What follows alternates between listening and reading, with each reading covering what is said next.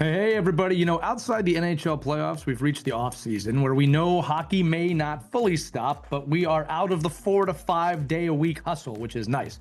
Kids are outside playing other sports, they're doing other things, which is awesome. We encourage that, but they're not getting the same reads, the same decisions, the same game speed reps that they get during the season. And that's where most players tend to fall behind because the first thing to slip is not the hands, it's the hockey brain, the decision making, the reaction speed, reading the plays.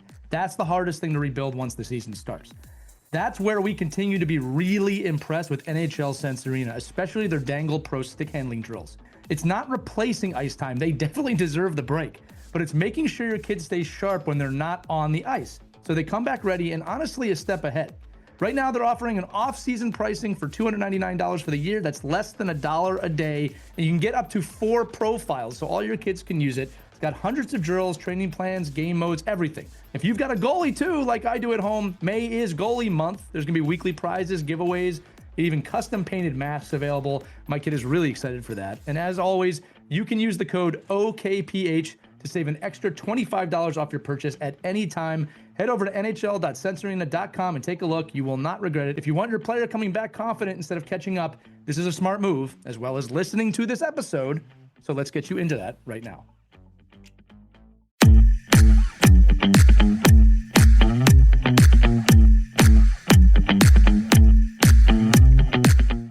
Hello, hockey friends and families around the world, and welcome back to Our Girls Play Hockey. I'm Lee Elias with Hayley Scamurra and Mike Benelli. And on April 21st, 2026, our very own Hayley scored a hat trick. It was scored in 2 minutes and 44. I don't want to add any extra time onto that. 44 seconds, fastest in PWHL history. But here's what makes it powerful for our audience. And this is going to be for the entire audience, no matter what show you listen to. All 3 goals came right in front of the net, off deflections, off tips, with traffic and timing.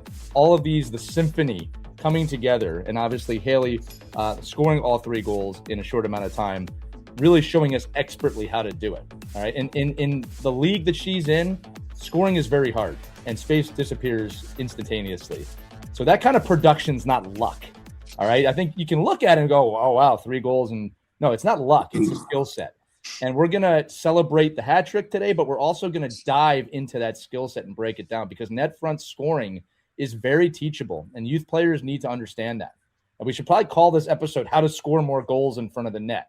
All right. And I want to get to work on that. So, Hayley, let's just start with look, amazing job in front of the net. I mean, one of the coolest highlights I think I've ever seen. So I don't know if it's a congratulations situation, but wow.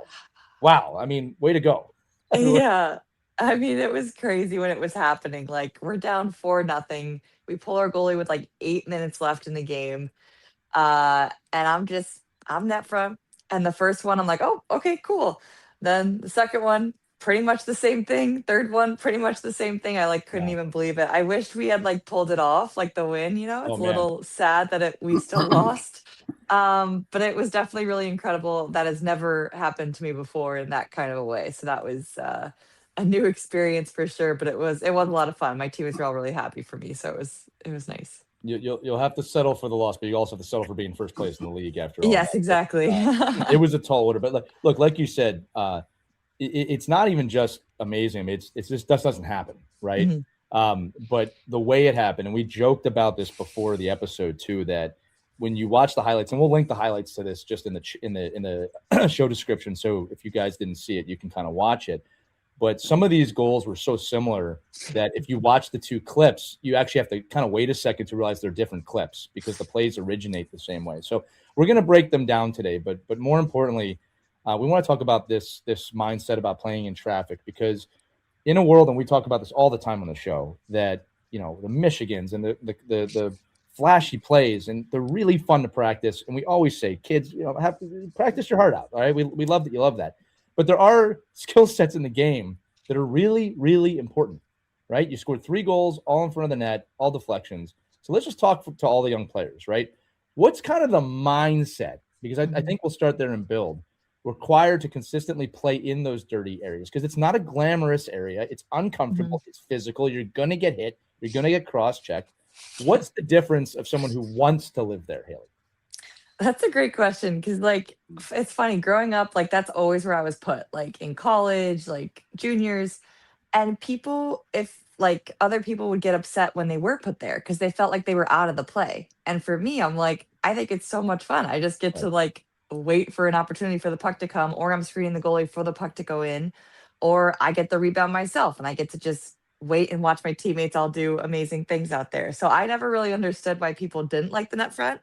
I mean, you are getting hit a lot. There are defenders probably cross checking you and making you a little uncomfortable, but especially in an odd man situation, sometimes you are left alone, which Right. is what ended up happening on our 6-on-5 and sometimes on our 5-on-4 as well, where they can't cover everyone and someone's going to be left alone. And then you have to be ready with your stick to deflect something because the goalies are really good.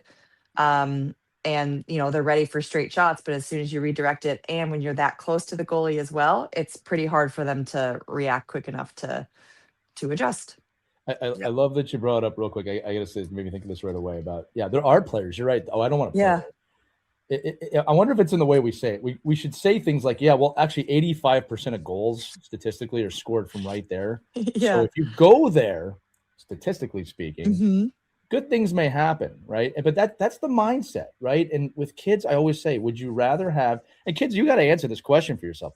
Would you rather have a flashy goal 1 out of every 10 chances, or would you really like to be in a scoring position 85% of the time? Hmm. Right? One of those two answers gives you longevity in the game, potentially making an Olympic team and a pro roster. Kind of have some proof of that here. Hmm. All right. And the other one, might get you a highlight, and that's it. All right. But as a coach, you give me that player that wants to be in front of the net. All right. Hmm. So great answer on that, Haley. Mike, go ahead. We'll get you in the episode. I'm talking too much now. See? No, it's okay. I mean, listen, I think that mindset, talking about like the fact that it's not glamorous, it's uncomfortable. It's basically, really physical. When you think about youth hockey coaches and how they determine, sometimes it's like net front and it's almost like the right fielder in baseball, right? Like, oh, put the kid in the right field, that really is not a skilled player and, doesn't have the ability to do all these other things. But the fact of the matter is, it is the player that knows, like, that bumper position. When you're the athlete, you get to determine, you have so much more control about how deep you want to be, how shallow you want to be, how you want to help support high to low play.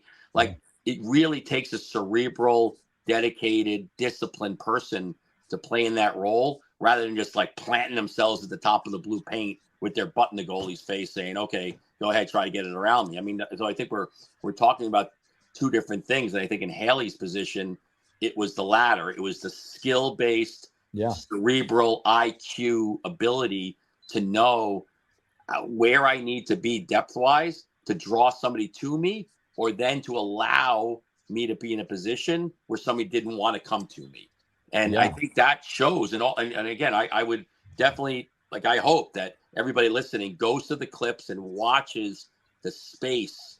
And Hayley didn't just go to the front of that and plant her heels on the goal line, and so so there's a lot of discipline that goes into play there, and it takes a lot of understanding about where pucks go and how fast they get there, to play that position. So, Mike, to that point, we're going to kind of reverse engineer these goals a bit, and the reason I want to do that is because I think we're going to find the skill sets. They apply no matter what, whether you're scoring 3 in 2 minutes and 44 seconds or 1 a game.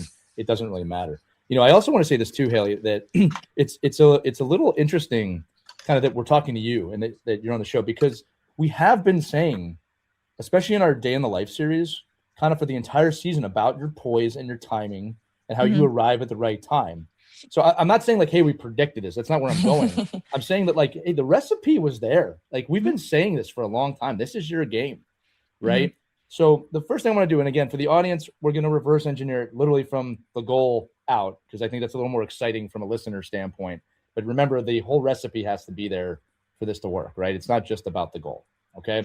So, Hayley, let's talk about the tip and turn kind of mentality here. Now, this is something I always teach my players, okay? I think there's a misconception on what tipping the puck actually is, okay? I think most players, Mike, to your point, they think a tip is this big whack, right? You have your stick up and you whack the puck in. That's not a tip. Okay. I think what would surprise most people is what a tip is.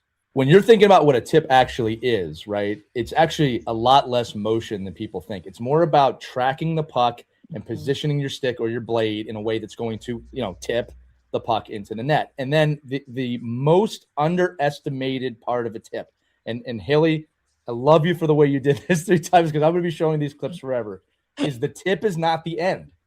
Tip and turn. You tip and turn towards the net. I always tell my players, if it goes in, you'll know. All right. But there's always a chance you tip it and the goalie, it hits the goalie. And if it hits the goalie on a tip, there's a very high opportunity there's going to be a rebound. And if you tip, turn, and put that in, you've got a goal. So, Hayley, again, talk about your own experience from youth up about, we all have to learn about that. Don't whack at it. Yeah. Track it, and kind of like what's the high level Hayley Scamurra Pro tutorial here on the tip and turn? Yeah, a big thing is kind of what you had just mentioned in terms of not like whacking, because like when you're going fast like that, like odds are you're gonna miss the puck. Like you're not you're not reacting in like the right way. Whereas like what you were saying, like you guide the puck in, like you're almost bringing the puck in with you as it comes in, and then that also adds to like the turn, and that's why you end up kind of turning to the net after you tip the puck. So as long as you kind of do that motion, it really helps with guiding the puck in, having it be like a good redirect down and not like, I don't know how else to describe it, but you can also redirect it up, which is a little bit harder, obviously. And it's also harder on like the goalies too. So if it's kind of coming at like, knee height or something like that, you can also kind of go up with it as well. But that's something I've been kind of working on and seeing, but all of mine obviously went down or kind of to the side. But I think the big thing is guiding the puck in with your stick. Like as you see it coming, it's like, okay, like be patient, guide it in, turn with it, face the net. And like sometimes even today in practice, I tried to like turn and guide it in. I ended up trapping the puck basically, and it was at my feet, and then I was able to like hit a rebound. So like that's another option as well. It might not even get to the goalie. You might end up trapping it yourself. You're like, oh, here we go. Well, go ahead, Mike. No, I'm just saying, I mean, those like, so let me ask you about the technique and about, kind of your thought process going through it. Are you, and again, we can see a little bit of off the video, but really it's the 3 goals you scored in this way were a result of what you just talked about. Hundreds of hours of actually doing that skill. And I'm just wondering, are you more comfortable when you're learning this process? Are you giving the target? I wish I could have a bigger screen. Are you giving the target of the blade, or are you reacting to where the puck is going and then positioning yourself for the tip? That's a good question. I would say when you're first working on it, you can kind of show it to one side. Like let's say like you're working with a D at the blue line and be like, hey, I'm gonna like start on this side. I'm showing like my backhand side. Let's just do shots on this side, and then work on it where the stick's in front of you, and then you react. Because I think it's important, honestly, like in a game, I'm having the stick in front of me so that I can react once it gets to a certain side, because you don't know which side it's going to come to, and you don't want to be like late to it. And you don't want someone to be able to tie you up. If you have your stick in front of you, you're less likely to get tied up as well. But I think in terms of like practicing it, I don't think it's a bad idea to like start on one side just to like work on the motion and work on turning with the puck and guiding it in. And then eventually build to where you're starting center and then reacting. Yeah, I'm writing some notes here too. I find it fascinating, right? Like, so, and just to prove the point here, Hayley, like I'd say, because I was a similar player in terms of net front. I'd say 90% of the time I was putting that puck where I wanted to. Like, like there's a little luck involved in the sense of like sometimes it might tip a different direction than you're thinking, or sometimes it just hits you and like you're not expecting it. Yeah. But 90% of the time, I was putting that puck in a place that I wanted it to go. And to your point, I would always communicate with my D when we were at practice about like, if you see me like this is what we should do. So a great example for youth hockey players, and this is why this might not get worked on so much, is if you don't talk to your D and you get an overzealous D that likes to take clappers, about neck height, I don't want to jump in front of that, right? So look, the D at your level, and I think you can accomplish this at a lot of youth levels too. Puck placement's everything when you go north or south. All right. And then again, we'll get to your D because they played a massive role in this. Yes. But I love that you said, and kids listen to this, the stick's not out to the side on the tip. In fact, if you just put it out to one side, I'm sorry, before the shot's taken, it's not out to the side, because not only can people read that, but now you've limited what's going to happen And as Hayley said, what happens if it goes to the other side? Yeah. Right. So the stick is actually, she said it, in front of you, probably in the air. So now you have that full kind of range of motion. That's how a tip begins. Mm-hmm. All right. And when we practice this, and you mentioned this, Hayley, and I want the kids to understand this. Man, I remember taking 100 shots from the point. Like I'm standing in front of the net. When I say taking a shot, I mean the point's shooting at me. Yeah. And just top right tip, top right tip, top right tip, bottom right tip, bottom right tip, just moving that puck where I wanted it to go. Mm-hmm. And you're right, there is something special about a low tip going high. That's By the way, if you want to see another great tip, go watch the gold medal game. About 3 minutes left. Hayley did that exact play that we're talking about right now. But your body positioning, I just want to establish this for the kids, right? It's, feet forward, facing the puck, stick in front of you. And then the other part of this that I think in youth hockey gets really undersold or misunderstood is there's an intensity that you have to have in this position. Mm-hmm. You cannot be just kind of standing up in front of the net. Mm-hmm. Like, it's extreme focus in front of the net to make this play. Can you talk about that for a minute? The level of focus you have of tracking this puck before it's even off the defenseman's stick. Yeah, I mean, you have to be tracking it the whole time it's being moved along the umbrella or the top half of the blue line, if you will. Zone, yeah. The zone. And I think that's what was happening in most of the clips, honestly, because we kind of went side to side. And it's super important to screen the goalie the whole time. So they're always having to work at trying to find the puck. Right. Then if you're just standing still and you're not screening them, they can easily see the puck going side to side. But if you're screening them the entire time, they have to work a lot harder to find it. And it makes it harder on them, or they're getting out of position in order to see the puck. And then that also messes with them as well. So I think it's super important to always look at where the goalie's looking and make sure you kind of stay in their field of vision. Yeah. And one last thing kind of before we expand the play here, right? God, net front presence. I say this to my team all the time. There's a difference between wanting the puck and needing the puck. There's a difference between hoping to score and having to score, right? It's all mentality. And the thing, again, I said it at the early part of the episode. This is where goals are scored, okay? So you better be hungry to get that puck in that area, all right? You cannot be nonchalant in front of the net. And Hayley said it, there's a lot going on. You've got to screen the goalie. You probably have someone sticking you in the back. All right. Like you probably have someone vying for position there. If you don't have a scorer's mindset in front of that net, you're not going to get goals. It's intense. It's extreme focus, and you better be ready to tip and turn and put that puck in the net. All right. If you're just willing to tip, it's just not enough. I'm sorry. Like, it's not a good position for you. All right. So great breakdown there, Hayley, of that, because again, this, by the way, these aren't the only 3 goals you've scored this way this year. We should also mention that. Like, all right, now the other part of this is timing. All right. So a lot of people think it's just parking in front of the net, right? They weren't stationary. You talked about it. Let's talk about the arrival and the adjustment, because you arrived to the net the perfect time on all 3 goals. It's not like you were just standing there waiting. Now we're rewinding back. Like, the goal was the last 3 seconds. Yeah. Now we're going to rewind back 3 seconds, 4 seconds, even more, where you started potentially on the boards or you were coming to the front of the net. Give me that process. Yeah, I think what was great about the goals was like our retrievals for pucks. So it was like a board battle on the side. And I remember I was in it with like Abby Rock. Yeah, so Abby Rock and I are in the pile, working on getting the puck. We know we have our D release, but then we also had that dot release in the middle. It's super important to have that because usually 2 defenders kind of go to the walls to block those releases off. And so we were able to get it to her, and she did a great job kind of possessing it, waiting for, pressure to come to then release the puck back to the point. And then at that point I knew, I'm like, all right, that's my cue, go to the net. Right. And so then that's when I'm at the net, ready for any shots that might come right away, or waiting for all the motion to happen with like all the passing and stuff like that. And then honestly, like with Ambrose's shot, I could see her the whole way. I was like, she has a perfect lane to the net. Like, this is definitely going to be a shot on net. So like, I really had like time to be ready for that tip. I love that you said the word cue. All right. Because this is another aspect of these plays, right, that I don't think gets worked on enough, is there was a cue of, okay, now this play is dictating I go to the net. Does that come through conversations, through practice, through experience over the years? Is it said? Is it unsaid? I think just experience. It's not really said. I think it's like as soon as you see that we have full possession and that like their team has kind of backed off of that like pressure, I think that's when you kind of know it's time to go to the net front. Right. And we talk about this all the time, Mike, about transition being the big separator between skill levels, right? And I think when we talk about transition, a lot of people think, okay, it's offense to defense, defense to offense.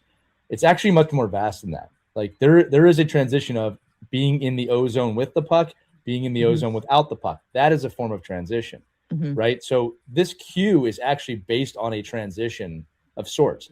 Where I think a lot of youth hockey players fail is they don't see or read the cue. Now you're developing young players, okay? But as a coach, frustration might not be the right word, but one of the things I notice is that, okay, the puck goes to the point and you might still be standing in the circle. And it's like the transition has happened. You need to go to the net now. Learn that. Mike, you were about to say something before I started talking. No, I'm just listening. I think I'm just trying to break this down for like a youth hockey player, and I am embarrassed that I don't know Hayley's teammates and her line mates, but the fact is like that doesn't happen. That doesn't happen with like what you're talking about the cues, right? Is that easier for you because your job is to be in front of the net? Because I don't think that's a natural, like if two players are, as you're saying, in the pile and they're fighting and there's a release to the net, it's not instinctive that there's such a finite time between making that decision. Am I getting net front?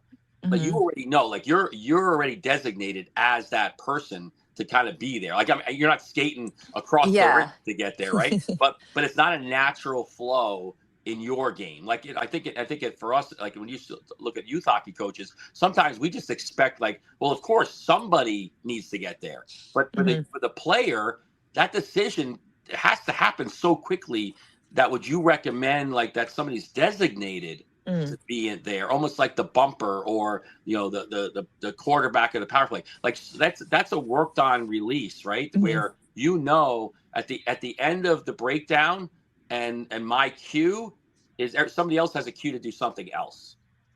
Yeah, so I guess it was talked about in that sense. So for 6-on-5, yes, my position was net front, as it is for 5-on-4 as well. So I think that just stayed the same. So that does make that transition a little quicker, obviously.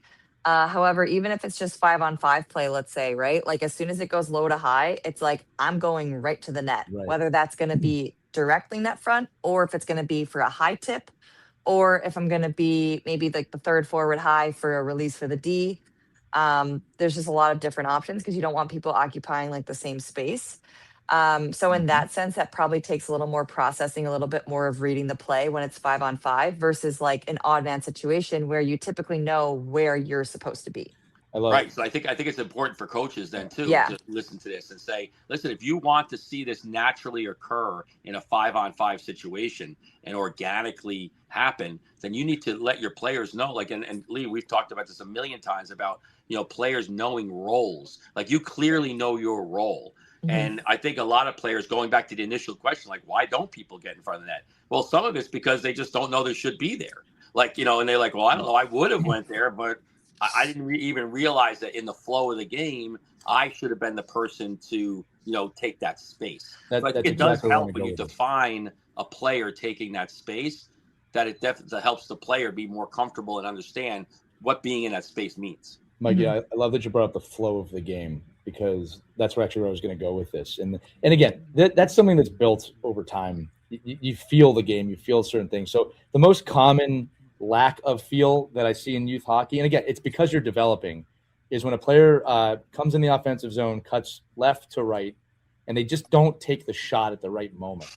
Whereas, when you play for a long time, you start to come across the top of the key or the top of the danger area, you kind of know when you should release and you know kind of where to put it. And if you hold on 1 second too long, your scoring percentage goes down. I think with net front presence, it's the same thing. You have to arrive at a certain time. You have to be in a position at a certain time. And Hayley, in a minute, we'll go 3 seconds backwards because while one of the roles is to be in front of the net, you have to help create the play to get you in front of the net. We'll talk about that in a minute. But I actually want to break this down kind of like now that we've gotten through this part a little bit.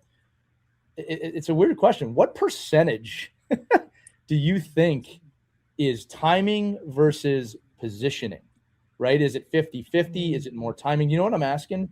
Yeah. Like, you could just say get in front of the net, and then the kid might just go there, right? It's not all that.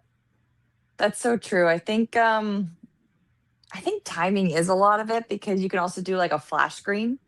So for those that might not know, it's where you just skate through the eyes of the goalie, so like across the crease as the shot's coming. But that's really indicative on timing because it has to be as the shot's being released that you literally pass the puck and it almost hits you kind of thing. And then it'll hit the goalie. So like that one's really based on timing. Whereas like if you're just doing like a regular screen where you're standing in front of the goalie, I think that's more positioning because you have to be in their eyes the whole time. And make sure you're in the right spot. Because that timing maybe doesn't it help like if you get there sooner, then like people might not be on you as much, like as a defender.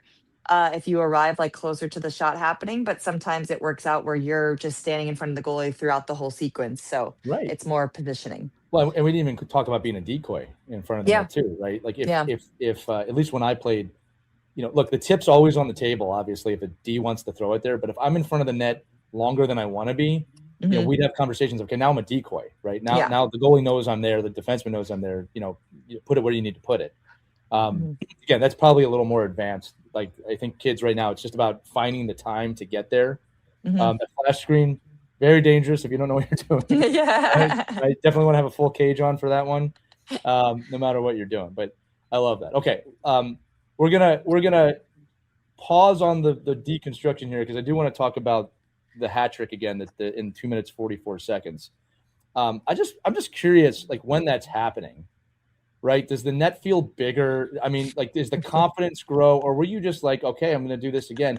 The other thing too is like, it's going to be really easy for fans to be like, how do they not know she's going to do that? She just did it. I don't think it was luck there. All right. I think it's culmination. So like, what was going through your mind when these are happening? I mean, the first one just felt so easy. Like I literally, like I said, I saw Erin at the top. She had so much time. I saw the clear lane. I'm like, she's definitely going to shoot this to my backhand side. Like, and I knew she was going to shoot it perfectly where I could deflect it to go back to the net. Right. Like that one just felt so easy. Whereas like the second one was actually a shot by our forward Lena Ljungblom. And it was a one-timer. That one was just straight reacting because that came off so fast. And it was actually a dot release play kind of. And she was just ready for the one-timer. And I just reacted because it was coming at me really hard. And then it hit my stick and went in. And then the third one, I think, was just another shot from Erin. And that one, it was just so funny because like when I tipped Lena's shot, I remember like she was on the ground like, was it me? And I go, I hit it. and then we're going through the line. The girls are just like scams again. And then when I tipped Erin's shot again, like all the girls go to Erin, like, was it you? And she goes, I think it was scams again. Hayley, again, amazing stuff with that. How would you rank your celebration game? I saw your celebration. You're a really humble person. How would you rank that? I'm like a 0. I could never like go down on a knee or like jump into I mean, maybe we'll see in playoffs, right? Maybe things will change, but like, especially with like our fans in Montreal, like maybe I'll jump into the boards, but I don't even know. I just arms up, I just like it's exciting, but it's like I'm so excited to celebrate with my teammates and stuff. I'm ready for the hugs and look like you've been there before, right? Yeah, I score 3 goals. I score 3 goals every time. If she's gonna keep scoring, he's got to work on your celebration a little bit. It's actually. I think I was laughing at one point on the ice. I just like couldn't even believe it, and like the fact they kept asking me, and I'm like, I did hit it.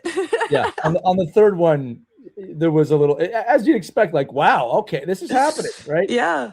I will say this about you, because I know you pretty well at this point, is that, so your celebration, this says a lot about you. Your celebration is this big smile. Yeah. Right? And I say to people, like, well, yeah, of course you'd smile at the goal. You got to see her face before the puck goes in the net.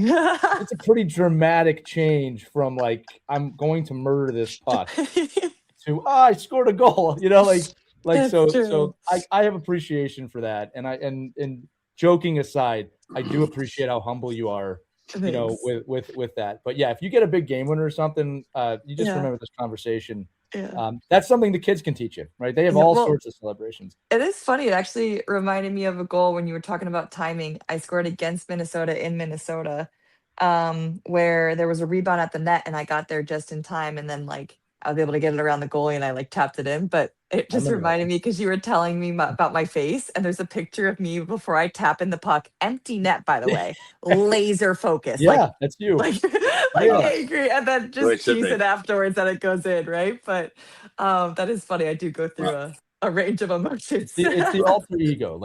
Yeah. I'm going to say it again. There's two Haleys, and I think what happens is when you score, that you now like podcast Haley comes out for about 5 seconds, and you Yeah. put her back away.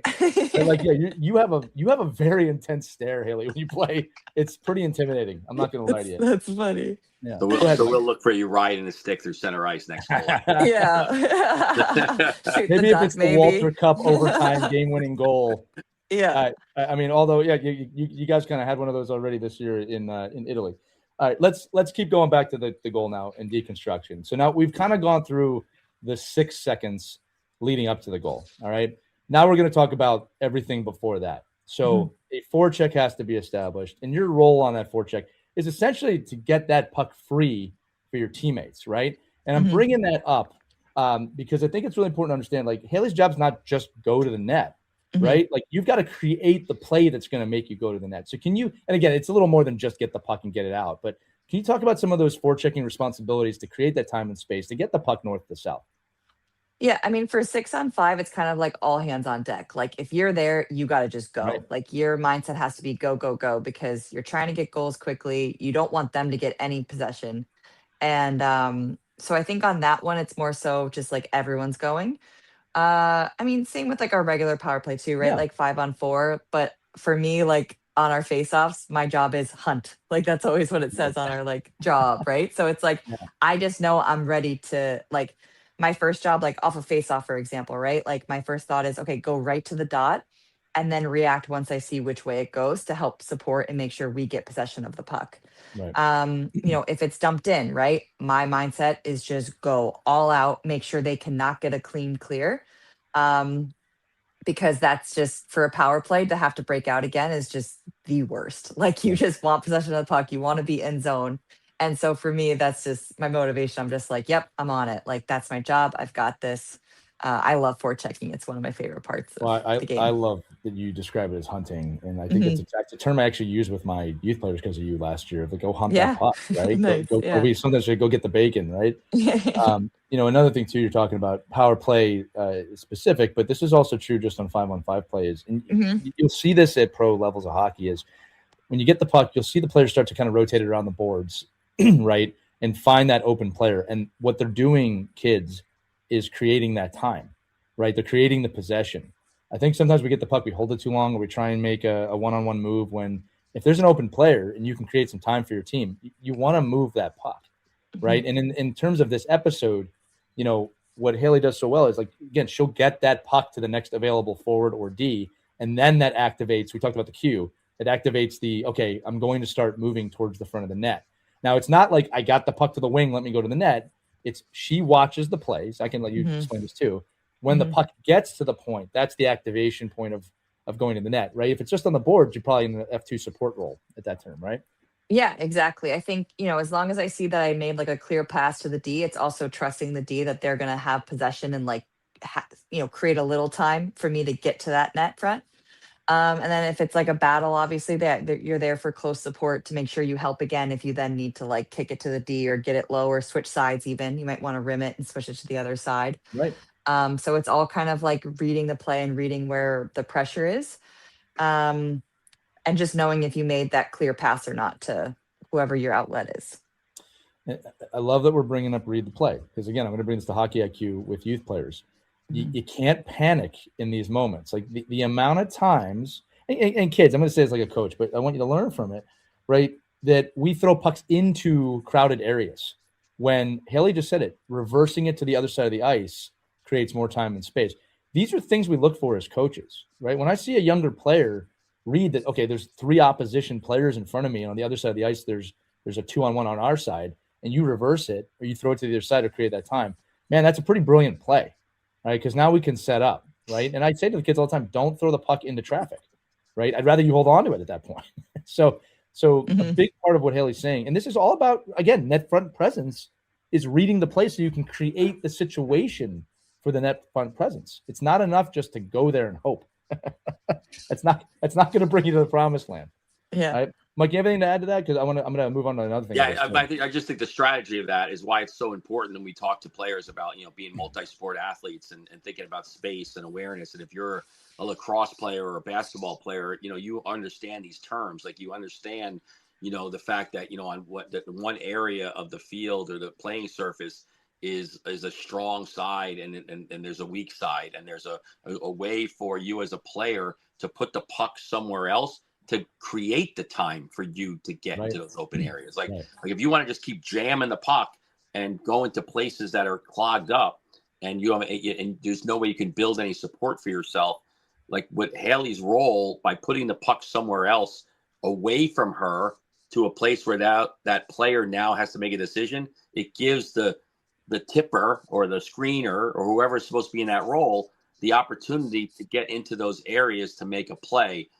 As opposed to, everybody's jammed up, the puck goes the other way, the play's a broken play. So I think strategically, when you watch Hayley and you watch really good forecheckers, they're going into an area to then put the puck somewhere else where then they can create open space. I think too many athletes think, oh, when I get the puck, I'm the goal scorer.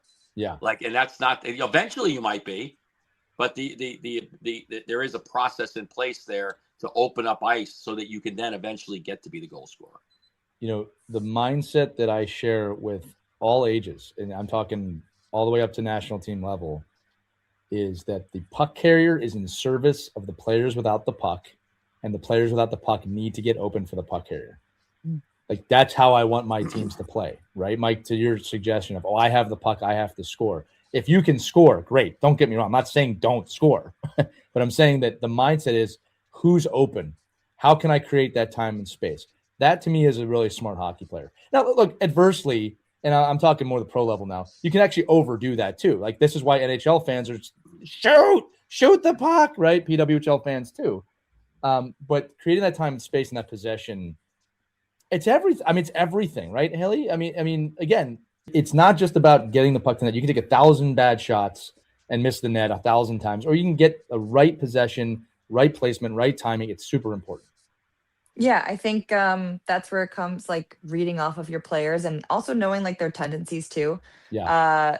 So if a player is like going in the corner and they might go around the net, like, one player might always kick it tied to their D. Another player might always try to wrap it around and like go for an attack. Where I think, like, you can read off of that, right, and like make sure you time how you get into that slot area for maybe a pass from them, or to then arrive when they kick it out high to the D, that you're there net front to then screen. Yeah, it's also chemistry. You build that chemistry throughout a season, and I'll tell all the players out there, when you get chemistry with your line mates or your D partner or all 5 players on the ice, it's magical. It's nice. It's a magical feeling when you know what they're doing. The other thing I'm going to say about this too, with tips for the kids listening, is, look, if you take a wrister or a snap, top corner, it feels great. It's a great way to score. I promise you, kids, if you get a good tip off, it feels just as good. All right. Especially if you do it 3 times in 2 minutes, 44 seconds. All right, Hayley. Next thing I want to ask you is this: you're on the taller side when you look at the PWHL in terms of roster sizes and height. Do you think you have to be tall to be in this position? Can smaller players be in this position? I mean, obviously being tall helps in terms of just getting in front of the goalie, but I don't think it's limited to that. Correct? Definitely not. We've had plenty of people who are on the shorter side being net front as well. I think as long as you have like good hand-eye coordination, good hockey IQ, I still think you just being a presence in front of the net is a distraction enough for the goalie. And if you bring a defender with you to cover you, they're also probably going to be screening the goalie as well. So I don't think it's not limited to just the tall people, but it definitely helps. The tall people. No, I agree with you. I think too that there's advantages to both, right? It's kind of just understanding that obviously having height allows you to take up more area and screen more. But, if you're on the shorter side, from a coaching standpoint, from a player standpoint, you get a lower center of gravity. You'll get to that puck a lot faster. There's a lot of things you can do there. So I brought this up just so players know, like, you don't have to be a giant to do this, right? Anybody can play in front of the net if that's the type of game you want to play. All right. And I always say you should try and find that. Go ahead, Mike. Yeah, I think the profile isn't more size; it's all the other intangibles, right, that you bring to the table there. Like, what is your agility like? What kind of hand-eye coordination do you have? What kind of not only hand-eye coordination, but like, how do you determine angles and how do you determine like space? And like, sometimes I don't care if you're the biggest player or the smallest player, right? You're that person that's in that role needs to have a lot of other intangibles that. And along with, like we said earlier, the toughness and the ability to, kind of battle, but also to know when not to be there, right? Know when to, okay, I'm not helping here. I'm not supporting my teammates here, but I have the skill to be able to go in. I'm a high skilled player. I can do what I need to do here. But then going back to my role, I need to know what I need to do. But, what is it that allows, like, what do you think allows you, like, is it anticipation? Is it toughness? Is it just your balance? Like, allows you to know, okay, boom, I got pressure in this area. Like, how do I then release myself that now I can actually, make an indirect or a tip? Yeah, if I do start feeling pressure on me, or if a deep kind of comes to me, I use them to put myself into a better position. So I'll kind of like push off of their hips and then pop into a space, whether it's to pop into a space higher to tip the puck, or pop into a space for a quick shot from someone, like if they're able to like slip it to me, like on the inside like that. So there's different ways you can kind of use the defender to put yourself in a better position and catch them off balance as well. Yeah, some coaches like would love, right? That some players like you probably love that. Oh yeah, if I take that defender and I can now handle that defender and kind of influence where I want them to go. First of all, I'm taking somebody out of the play, so now it's a 4-on-4, not a 5-on-5, right? And I'm actually using that player as an addition to my skill set. Like, I'm using that player to maybe help me set. Like, so depending on where you decide to stand, because we all see it, right? What at the youth level, what's every defender doing? They're just there, hitting you from behind, cross-checking in front, and they're just like, a lot of times the defender loses sight of the rest of the hockey play because they're focused on you. And you're like, okay, well, yeah, focus on me, but I can also then use you to put myself in a better situation. So can you just talk about a little bit about more like how did you learn that? And then what are like some tips and tricks you would give to a player that's in that position that does always have somebody draped all over you and is pressuring you all the time? I mean, I think if you are drawing that much attention, you're also helping create more space for your teammates to then do what they need to do to get pucks to the net. So I would also encourage that player to know that like you're doing your job, because sometimes it also attracts a second person. Like, I've watched clips back where two people come to me because I'm net front, because like that's the danger zone, right? They're so worried about that zone that it draws more attention. Yeah, right. Like, so I think even just being there and causing that much chaos in front of the net is also good. I think that also distracts the goalie as well. I think any kind of movement in front of the net like that is drawing attention away from where they need to focus, which is on the puck. And then, I mean, like I said, just using them to get yourself into a better position. You can hit them too. Don't feel like like obviously within the rules, but like you can push off of them and like create your own space as well. And so don't feel like you have to just be the punching bag the whole time. Yeah. Well, hey, listen, I'll tell you what, when I played, and again, it was a different era when I played, Hayley, but like you could kind of cross-check someone in the back a lot, right? Yeah, and get away with I think have you watched today's NHL playoffs? Yeah, no, you know what I'm saying. I don't think that rule even exists. In the playoffs, they let it go, but I'm saying that was pretty commonplace when I played. And I remember when I was in front of the net, I mean, look, there's some gamesmanship. If that D's really focused on me, they're not focusing on the play at that point, and I can do a lot of things with that, right? So just continuing on this too, I want to make sure that we're helping the kids listening understand how to build this. Now, kids, we've talked about a lot. There is a massive recipe for getting good at this. All right. And it's not just go to the net. All right. And I wrote some things down here about too, Hayley, like I was thinking about this too, about there are situations in front where the depth of where you are to the net, and you might be in a position, if you're pulling a D with you and you can move up into the slot a little bit, that completely changes this thing for the goalie. It changes it for the shot. Like there's so much that goes into this, right? So when we look at this recipe and the way kids want to practice this, obviously we've talked about a few things: timing and getting to the net, not whacking at the puck, depth perception, reading the play, reading the shot, body positioning, tip and turn. Kids, there's a lot.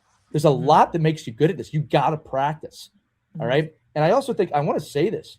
A big way to get good at this is playing other sports. In what I just said, playing baseball or softball, playing basketball. All right.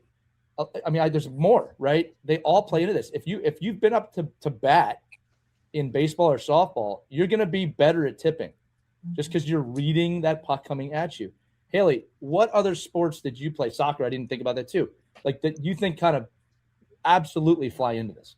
I mean, for me, it was soccer and tennis. And I still play tennis in the summers. And that's obviously huge with hand-eye coordination. And so is soccer, obviously, too. But for me, I definitely attribute that to tennis. And then, like, honestly, when I was younger, we played backyard baseball, like, all the time. Yeah. So, yeah, I mean, it plays into it. It's so important. And then the other thing, too, is with tipping the puck, you know, you have to almost view it, again, this isn't going to be the complete right terminology, but it's a 360 field in front of you. Obviously, you can't do it above your shoulders.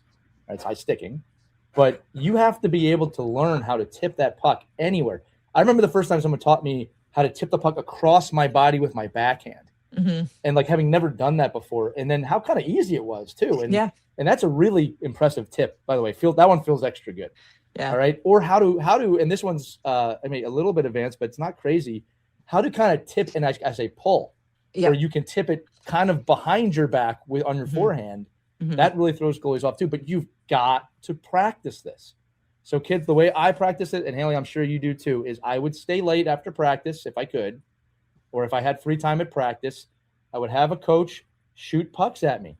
I'd have a teammate shoot pucks at me. I'd try and find different ways to tip. I'm going to say this again, kids, that it's not about whacking. It was just about moving my stick the shortest amount to just get it on the puck. Tipping is not as hard as you think it is. All right? Tipping is not as hard as you think it is. Tipping is more about positioning, moving that stick to the right spot. And I almost want to call it tapping, right? It's not even about just tipping. But Hayley, again, you've given us so much value with that today. But in terms of teaching kids, right? And I talked about how often I used to practice this when I had free time or just having teammates or coaches shoot at me. What's your process to work on that? Well, it's funny. So actually the day before the game in Vancouver, for some reason, like I was like, let's do tips. Like I asked some of the D to like shoot on me. I must have been sitting there for like 50 shots. Like I swear, just staying there. And then some teammates came in and did it too. And then that happened the next game. And I was like, I have to do this every single day now. But but I mean, that's my favorite way to do it is you just ask like a friend, you know, to go to the point. And like, who doesn't like to shoot more pucks, right? And I think I like doing that, especially with the D that I work with on the power play, to do it with them, especially more because that's my position there as well. And you can just stand there and just work on, you know, tell them, hey, shoot to this side more often. And then you just have your stick in front and you work on that side. Then you can work on the other side and you go from there. And don't be too hard on yourself if you're not tapping pucks. I think sometimes like you don't touch any, you can get really frustrated really easily. I think it's just important to kind of like stick with the process, don't judge it, and just learn with it. And honestly, I just like my cue is just kind of like guide the puck. You're almost guiding the puck into the net. I'm like, okay, my stick is a magnet to the puck. Like it's going to touch the puck. And that helps me kind of refocus. And I usually end up tipping the next shot. Magnet was the right word for that game. Yes. Yeah. You know, and another thing too for the kids, like ways to practice, just like we'll say like more from a beginner standpoint. First off, when you're practicing tips, you feel pretty cool because someone's literally shooting a puck at you and you're standing there. And if people are watching, it's like, man, you're standing there in front of someone shooting pucks at you. Yeah, it's pretty cool. But it can also be a little scary the first time, right? Because someone's shooting pucks at you. All right. So I'll tell the kids a few things. One is that it's like baseball and softball. If it's coming right at you, you will move out of the way. Okay. If a puck's coming at your head, you're not going to just stand there and let it hit you. Okay. So just kind of know that. The other thing too is if the blue line feels a little too close, have someone shoot the red line. All right. You can build into this by taking the time, right? Now, as you get good at it, you want them to get closer and closer within reason. And you want the shot speed to go up more and more within reason. But you don't have to start with, a howitzer from the blue line. You can even start with the puck coming on the ice and just moving your stick timing wise and tipping it in. That's where I would start. Okay. And if you want to do this off the ice, again, just get your stick. Someone can shoot a tennis ball at you. All you got to do is touch it. It doesn't even have to go in the net at that point. Just track it, tap it, tap it, and turn. All right. That is also one of my non-negotiables when I'm teaching is do not forget to turn after you tip it. Do not forget to turn if you miss it because there's no guarantee the goalie made the save, right? Cleanly. So it's always tip and turn. All right. Another thing I want to talk about real quick, we're almost done here, Hayley, is that tips are often, I don't agree with this, but they're kind of referred to as ugly goals, right? Like they're in ugly areas. I don't agree. I think tips are one of the most beautiful types of goals. I'm bringing this up because everyone loves the toe drag release snap to the corner. All right. That's not your style. Not saying you can't do it. Yeah. Does it feel bad for you when you get a tip in goal? You see where I'm going with this? Doesn't it feel pretty good for the kids listening? It feels amazing. I think tip-in goals are really cool. I love how it takes so much from like the person shooting it, making sure it's in like a good position, and then the person with the IQ, or not the IQ, the hand-eye coordination, who's able to like redirect it in like how is it even like in such a different direction, right? Like I just think it's really cool. So like my first one was on the backhand side. I'm like, that felt nice. It literally went to the opposite side of the net. Cool. Another fun one is when it's high and the goalie goes high and then you tip it and it goes down and then it goes just on the ice in. Another great feeling. So all goals are great goals. I was going to joke too. If you need another excuse, most goalies will dismiss it after as a tip. It's like, wasn't my fault. I got tipped. So that one. Right. That's always a fun one too. But just an incredibly valuable and important skill. Kids, if you work on this at a young age and develop this skill, it will set you apart heavily by the time you're 12. All right. Because coaches look for these players. All right. And I'm going to be honest with you, and Mike, you should comment on this. There are not many players in youth hockey doing this. All right. We feel the same way about like really being great at passing and playmaking. Like these are the ways to separate yourself. Everybody wants to score. And I am not telling you kids not to work on your shot. In fact, I'm telling you to work on your shot. But that cannot be the only thing you work on. Mike, your thoughts on that too as a coach, because you see this all the time as well. Yeah, I mean, there's more. I mean, every in the summer when we were working with some of the college guys and the pro guys and stuff, like at the end of each session, we'll always add in like some kind of an odd little thing every session like that. It's not all, it's all these little nuances. Okay, I'm going to throw a bunch of pucks, over to your gloves. Like you got to bat it down and hit it. You got to bat it down and tip it. You got to move your body, find ways, and then you start to get the rhythm. Like I said, you can't just be a tipper. You can't be a redirector and say, hey, you want to go out and redirect pucks. You've got to find out, like, where does your body go? Where does your hands go? Where does your stick movement go? And that all takes reps. And to get those reps in, it could be as simple as, mom and dad, tossing you a little tennis ball and you just tapping it down. When you start doing those kind of things, like Hayley is talking about, just getting those 50 little reps in practice, it didn't take her, 2 hours of training. It was just, an opportunity to have a teammate that wants to put the puck somewhere where they can both work on it. I think that was a very, underrated piece of this, is that this is also so beneficial for the shooter. Yeah, 100%. Like, deliberate training, like deliberately putting pucks where you want them to go is such a huge skill. And the game is tips and redirects, and that's all the game is. So that and you talked about it before, Hayley, there was a play where the puck just, your timing happened. You come in, boom, the puck's there, and you're able to move it. It wasn't a big wind up. It wasn't a toe drag release. It was like on my stick, off my stick. And I think all those little directs, I think when I see a player sometimes, one of the most common mistakes in a player learning how to tip and redirect is that they stop the puck. Like they don't allow, so that puck coming at you at a good amount of speed is the responsibility of the shooter. And that player knowing, like, I don't need to stop the puck. I literally just have to twist my blade, a half an inch, and it's going somewhere else. And those little nuances can happen without practice. But again, I think there's so many great tips and tricks here, and the ability to understand that the play's never over until it's over, and that's when you turn around and you look and you either put your hands up because it's a goal, or smile, you start hunting for pucks. Yeah, that's when the play's over. Smile or hunt. Either way, you're in the game. Either way. I'll tell you what, Hayley. I'll tell you why I said Hayley. Hayley, we're going to court you, because I wrote that down, to maybe bring on one of your defensive teammates for a future episode to talk about puck placement, because it will tease us a little bit. Great D shooting or great D moving the puck is all about placement. I think another youth misconception is, well, the defenseman has to shoot that thing as hard as they possibly can at the net, and that is not the case. I'd say 90% of the time. Placement and speed and reading what's in front of you. That's another episode. We'll try and get another one of your teammates on for that to discuss.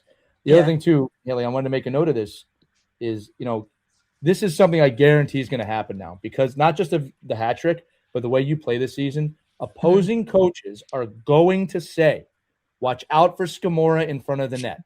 That is something that is going to be said in opposing teams' locker rooms. Okay? Now, kids, if Alex Ovechkin has the puck, everyone knows to watch out for his shot. Okay? That's standing out. Coaches will say you got to watch out for Scamurra in front of the net. Now, that gives you a massive advantage, because is she going to tip? Is she going to screen? Is she going to move forward or back? Do I commit too much? Now you're creating chaos just by being there, because you've established yourself as that type of player. Kids, that's what you want to develop. That's what you want. Do you have to set this? Do you have to post this after the playoffs then now? No, it doesn't matter if I say it. They're going to do it anyway, no matter what. It's really still going to score. It's their problem, not our problem. I'm not giving them any way to get out. She has to figure out a way to get out of it. If the teams you're playing aren't saying that, then I don't know why they're coaching in that level. Right? I'm a podcast host. All right. Hayley, just a tremendous episode. I mean that. I think the kids learned a lot today. Coaches probably learned a lot today about the importance of this. Do you have any just final thoughts on the topic, right? Net front presence for the group. I just wanted to reiterate how important the net front role is. I think sometimes players think they're just being thrown there because their coaches don't want them like controlling the puck or anything like that. And like, that is not the case. Like, the net front role is so important. You are creating chaos in front of the net. You're going to lead to more scoring chances for your team, and you're more likely to score because you're in the scoring zone, like you're in the danger zone. So just be excited about it, like have fun with it, enjoy the opportunity. I'm a big fan of it. I love being net front. And so I just think it's such a great position to be in for yourself and for your team. Well, I love it. Y'all learned something here today with our elite guest, hat trick, Hayley Scamurra. Put that on a t-shirt. Hayley, thanks so much again for always sharing your expertise and helping us. And this has been a great discussion. So look, that's going to do it for this edition of Our Girls Play Hockey. If you have questions about this, if you like these type of episodes, let us know. Email us, team@ourkidsplayhockey.com. Or as always, there's a link in the description. You can text us. We can text you back. You can leave a voicemail if you want on there. We love hearing about what you want to talk about. And you've got access to a gold medalist pro player who's very humble about that, but I can say it. All right. You can ask her anything she wants. She's open book with the hockey stuff, and we'll do that. But for hat trick, Hayley Scamurra, for Mike Benelli, I'm Lee Elias. We'll see you on the next Our Girls Play Hockey. Take care, everybody. We hope you enjoyed this edition of Our Kids Play Hockey. Make sure to like and subscribe right now if you found value wherever you're listening, whether it's a podcast network, a social media network, or our website, ourkidsplayhockey.com. Also, make sure to check out our children's book, When Hockey Stops, at whenhockeystops.com. It's a book that helps children deal with adversity in the game and in life. We're very proud of it. But thanks so much for listening to this edition of Our Kids Play Hockey, and we'll see you on the next episode.